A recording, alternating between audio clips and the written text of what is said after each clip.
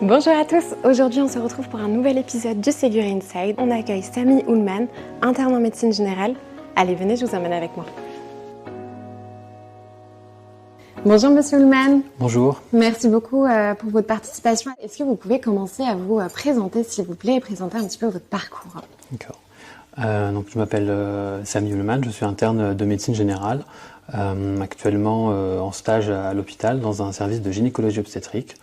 J'ai fait plusieurs stages déjà en ambulatoire et aussi à l'hôpital. En tant qu'interne, à quel moment avez-vous commencé à utiliser les outils du numérique au sein de votre pratique au quotidien? Alors, j'ai commencé à m'y intéresser plutôt dès le début de l'internat en fait. Ayant une certaine sensibilité au numérique, je trouvais que ça pouvait être intéressant de m'y intéresser et de savoir les utiliser. Ces outils sont-ils couramment utilisés dans les services où vous effectuez vos stages? J'ai remarqué que pas tellement. Okay. C'est souvent plutôt moi qui je suis à l'initiative en fait de l'utilisation de ces outils en essayant de sensibiliser un peu mes collègues et à les utiliser. Alors quand on parle d'outils numériques, on parle bien sûr du dossier médical partagé, de la messagerie sécurisée? Oui, c'est bien ça, c'est surtout le dossier médical partagé, c'est surtout ça que j'utilise régulièrement et c'est cet outil-là que j'essaye de démocratiser auprès de mes collègues le plus possible. Est-ce que vos seniors ou vos maîtres de stage vous encouragent-ils à les utiliser au quotidien dans votre pratique avec vos patients? Alors souvent c'est plutôt le contraire. Comme je l'ai dit, c'est plutôt moi qui vais vers eux, qui leur dit il y a cet outil-là. Je pense que dans cette telle ou telle situation, ça peut être intéressant de l'utiliser et on s'y met ensemble. Pour ce qui est de l'usage concret et de vos retours un petit peu d'expérience, est-ce que vous utilisez du coup les outils numériques dans votre quotidien? Et si oui, est-ce que vous avez des exemples concrets de situations où vous les avez utilisés? Alors, je n'utilise pas forcément tous les jours, mais je m'ai remarqué que je pense à les utiliser en fait, surtout le DMP, pour retrouver un examen complémentaire, une ordonnance de traitement. En termes d'exemples concrets, oui, je me rappelle quand j'étais en cabinet, il y avait une patiente que je recevais qui consultait pour la première fois dans ce cabinet-là. Okay. Elle avait changé de médecin, en fait son ancien médecin traitant était parti à la retraite. Et elle n'avait pas les informations concernant ses traitements avec elle n'avait pas ses ordonnances, elle n'avait pas ses comptes rendus. Donc là, je me suis dit, pourquoi ne pas aller voir le DMP? Et justement, j'ai retrouvé le volet de synthèse, donc la synthèse des antécédents de la patiente, de ses traitements, de ses pathologies, qui était renseignée dans le DMP. En fait, je crois qu'elle parlait pas trop français, donc c'était pour elle compliqué de tout expliquer. Et heureusement que j'ai trouvé ces informations-là, et heureusement que le médecin, avant de partir à la retraite, avait tout exporté dessus. Est-ce que vous avez une anecdote, un retour terrain à nous partager justement sur l'utilisation du dossier médical partagé? Alors oui, tout à fait. Je pense là, quand je suis passé en stage dans une unité mobile de soins palliatifs, donc on fait des visites à domicile dans le cadre de soins palliatifs auprès des patients. Donc je suis arrivé en début de stage, l'équipe ne connaissait pas le DMP, en tout cas, on avait entendu parler mais ne l'utilisait pas. Donc je leur ai parlé de l'outil, je leur ai montré et on a fait étape par étape la procédure d'activation avec plusieurs d'entre eux. Et là, l'équipe s'est progressivement mise à s'approprier l'outil, à l'utiliser, parce qu'en équipe mobile de soins palliatifs, la coordination des soins, c'est quelque chose de très important. Il faut qu'on retrouve toutes les informations concernant le patient, qu'on contacte plusieurs professionnels. Donc c'est très chronophage pour les membres de l'équipe de faire ça. Là, en utilisant le DMP, ils partagent instantanément plusieurs informations avec plusieurs professionnels. Vraiment, ça les a bien aidés, je pense. Et là, oui, ils sont en train de réfléchir à essayer d'améliorer un peu l'intégration de cet outil dans leur équipe, mais aussi sur leur territoire. Donc oui, c'est une anecdote qui me fait bien plaisir quand j'y pense. Que mon passage en fait en stage dans cet endroit les a sensibilisés par rapport à ça, et je pense aussi aux patients que ça aide. Oui. Dans le cadre de vos stages, est-ce que vous vous êtes amené à le consulter et à l'alimenter de manière régulière? Oui, régulière, oui, assez souvent, oui, en y repensant. Pour les deux, que ce soit la consultation, donc quand j'en ai parlé, il y a eu plein d'autres exemples aussi, mais aussi pour l'alimentation. Je pense là à une fonctionnalité que moi je trouve très importante du DMP, c'est le carnet de vaccination électronique. Donc ça aussi c'est un enjeu. J'ai remarqué des fois à l'hôpital, on a des patients qu'on reçoit, on n'a pas les antécédents concernant la vaccination, donc on est amené à refaire parfois des vaccinations qui ont peut-être déjà été faites, mais comme il n'y a pas de traces, on refait. Là, je pense que ça peut être un bénéfice vraiment important si on prend le temps, bien sûr, d'alimenter sur le DMP le fait d'avoir fait les vaccins, et ensuite, on peut imaginer à l'hôpital de reconsulter ça. Oui, ça évite les doublons d'examen. Voilà. Oui, pareil pour les examens, oui. Si on prend le temps de déposer, quand c'est bien implémenté avec le logiciel métier, vraiment, c'est vraiment très fluide. On prend le temps de mettre le compte rendu et ça évite d'avoir déjà aux autres de le chercher et éventuellement de refaire des examens. Oui. Comment accédez-vous justement à ce fameux dossier médical partagé au sein de votre structure ? Alors, moi j'y accède avec la carte ICPS, une application qui est sur mon téléphone, après une procédure d'activation assez classique, avec envoi de mail et d'un SMS, je crois. On arrive ensuite à accéder au DMP avec ça. On n'a pas forcément besoin de lecteur. Donc ça, je pense que c'est important à le dire, parce que c'est quelque chose que j'ai remarqué dans ma vie, ma vie courante, ma pratique. Beaucoup de gens pensent qu'on n'a pas accès au DMP parce qu'on n'a pas de lecteur, alors qu'en fait, il y a d'autres moyens. Et moi, c'est comme ça que j'utilise typiquement. Et pour vous, c'est assez facile en termes de fonctionnement ? Ah oui, complètement. Y accéder. Alors, la carte CPS, bien sûr, c'est votre carte professionnelle. C'est ça, c'est la carte professionnelle de santé que tous les professionnels de santé ont, que ce soit médecin, infirmier, kiné. Nous, on la reçoit dès qu'on passe l'examen à la fin de l'externat. On reçoit notre carte de professionnel de santé. Avec ça, on peut y accéder, oui. Et vous y accédez en combien de temps avec votre carte CPS Voilà, est-ce que ça prend du temps pour vous connecter au dossier médical partagé ? Dès que je me connecte en fait sur le site du DMP, dmp.fr, je rentre mon numéro RPPS et après je reçois une notification sur mon application instantanément, et en fait le processus, je crois qu'il prend même pas une minute, une fois qu'on a fait la procédure d'activation. Donc c'est assez fluide. Oui, vraiment. Au niveau de la qualification de l'INS, donc de l'identité nationale de santé, comment ça se passe au sein de votre structure ? Est-ce que c'est par exemple le service secrétariat admission qui s'en occupe ? Est-ce que vous y voyez l'intérêt ?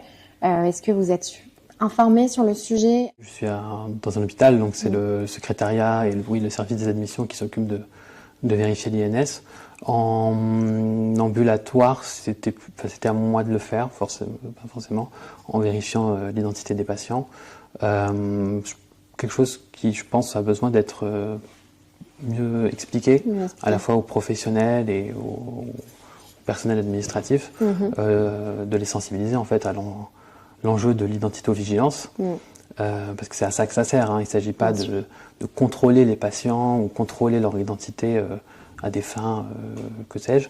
Non, là c'est vraiment pour assurer l'identité-vigilance, s'assurer que le dossier correspond bien au patient, et comme ça on sécurise tout le parcours.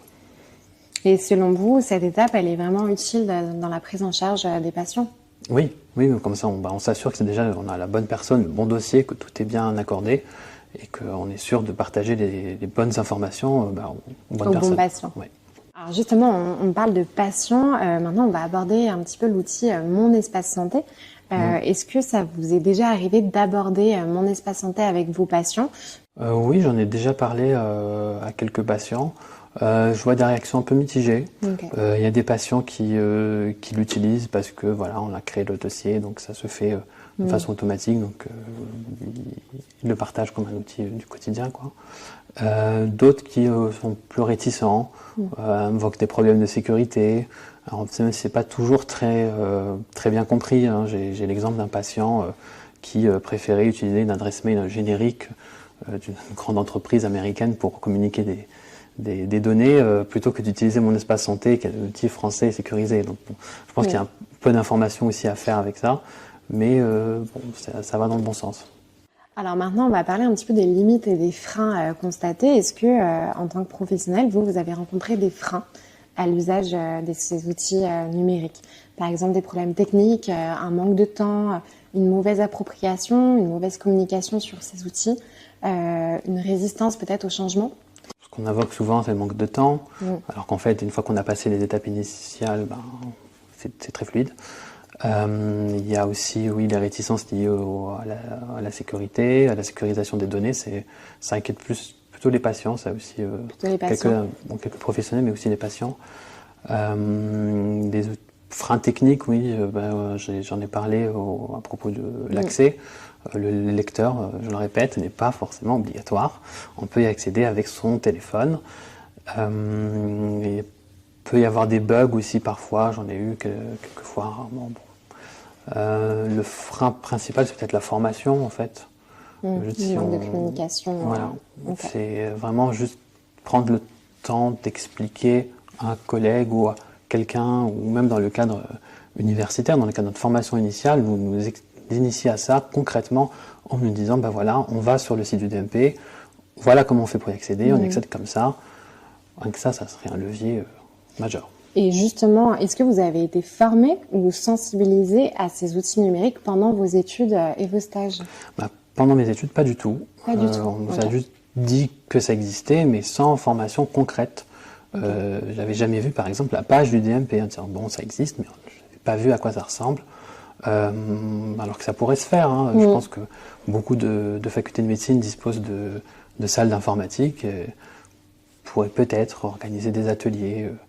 Pour ça, ça permettrait de sensibiliser les étudiants et les futurs professionnels à cet outil-là. Bien sûr. À celui-là ou aux autres, hein, mon espace santé ou d'autres outils.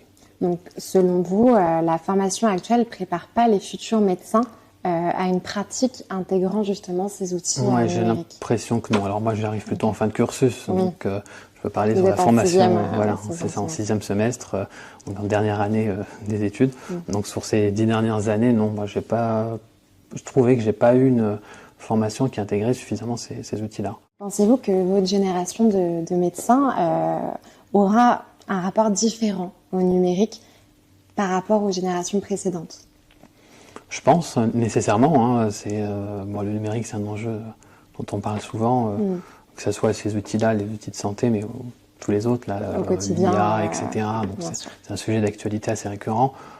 Donc oui, je pense qu'il y a un effet générationnel. Oui. En tant que jeune professionnel, avez-vous des attentes ou des idées sur l'évolution des outils numériques en santé, ce qui pourrait peut-être améliorer votre quotidien pour votre pratique médicale ou auprès de vos patients? L'intégration dans la formation, à la fois théorique, à l'université, on peut y penser, ou pratique dans les stages. Je pense là, une fonctionnalité qui me vient à l'esprit, ça serait un moteur de recherche. C'est très pratique dans la vie de tous les jours d'avoir un moteur de recherche. On en a dans plein d'applications. Si on en met un dans le DMP, ça rendrait service. Un document. Voilà, juste en tapant ce qu'on veut retrouver, et là ça sort. Voilà, ça aiderait beaucoup des professionnels et je pense que ça en inciterait pas mal à utiliser le. En plus alors les documents, ils sont bien classés, filtrés dans le DMP. Ouais, vous arrivez quand même à les retrouver assez facilement? Oui, il y a une fonctionnalité de les afficher par date, il me semble, donc, et qui sont classés par type. Mais pour l'instant, ça reste sous forme de tableaux où ils sont tous, tout est là. Alors c'est mieux que la version d'avant, parce que le DMP, c'est quand même connu beaucoup d'évolutions. Ça existe depuis 20 ans. Donc les choses ont été améliorées, mais là, je pense qu'on peut encore faire mieux. Et puis après, c'est notre imagination. Je ne sais pas, intégrer d'autres outils de l'IA, j'en sais pas. Mais... Un petit mot de fin. Que diriez-vous à vos confrères internes ou médecins concernant l'importance d'adopter ces outils, donc de consulter, d'alimenter, aussi bien en ville qu'à l'hôpital? Je leur dirais, en invoquant un concept dont on nous parle beaucoup dans nos études, c'est l'obligation de moyens. Alors ça peut paraître un peu formel, mais en fait, on vit dans un monde numérique, on a ces outils à notre disposition.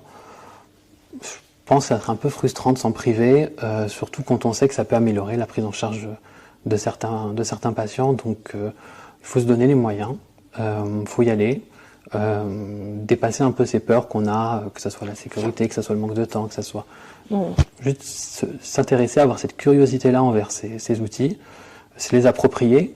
Je ne dis pas non plus que c'est la perfection absolue, hein. Bien sûr, il faut trouver un moyen de les implémenter dans sa pratique quotidienne, mais je leur dis oui, allez-y. Et pour les patients, est-ce que vous avez un petit message? Est-ce que pour vous, c'est important qu'ils s'approprient mon espace santé? Ah oui, complètement, oui, oui. C'est un outil qui a été pensé à la base, il me semble, pour que justement les patients puissent être acteurs de leur santé et eux-mêmes peuvent implémenter des données dessus, les partager avec le professionnel. Donc oui, je pense que c'est important qu'ils soient déjà sensibilisés à ça, informés que ça existe, que c'est un droit. Ils peuvent aussi refuser, hein, Bien sûr. comme tout hein, en santé.